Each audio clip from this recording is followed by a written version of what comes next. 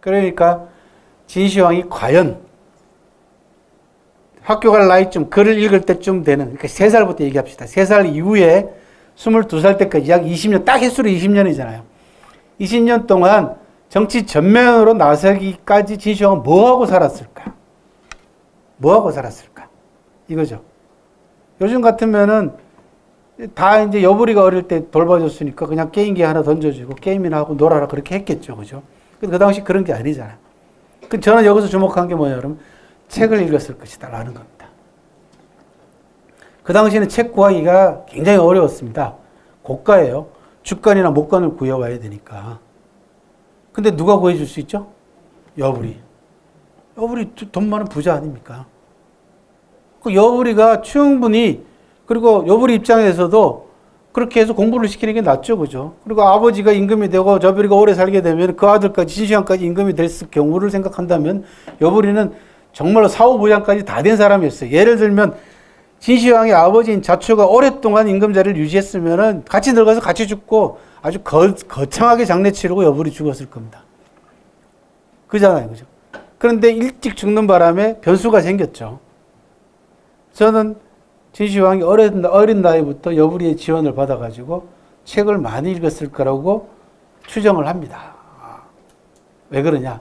나중에 진시황이 기록을 보면은 천하를 통일하기까지 과정 임금이 되고 난 다음에, 그 다음에 그 이후의 기록에 보면 이런 기록이 나옵니다. 첫째, 진시황은 하루에 검토해야 될 문서의 양을 저울로 달아놓고 다 읽지 못하면 먹지도 않고 자지도 않았다라고 되어 있습니다.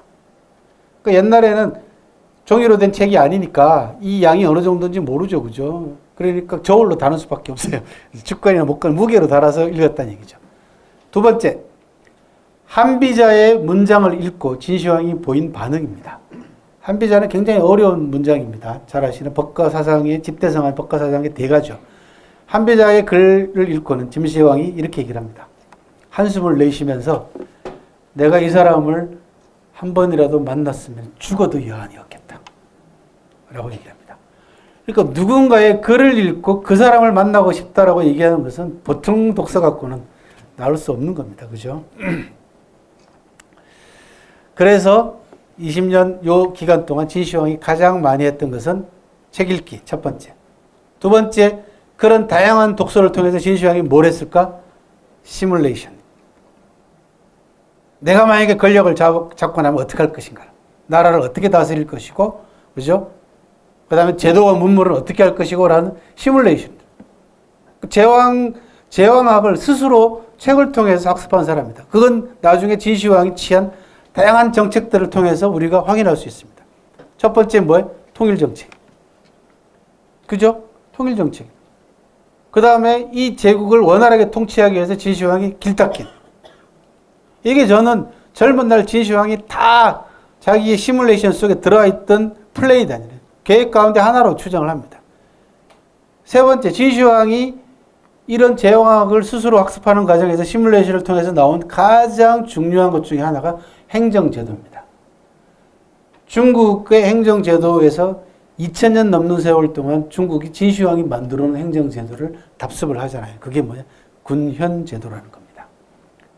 천하를 군과 현으로 나눠가지고 직접 중앙에서 관리를 파견하는 중앙 집권적 전제 왕조 체제를 확립한 사람이에요. 그래서 중국은 현이 남아있고 우리는 군이 남아있지 않습니까? 그 영향입니다. 군현제도에. 보통 사람이 아니더라는 거죠. 이게 다 진시황의 창안입니다.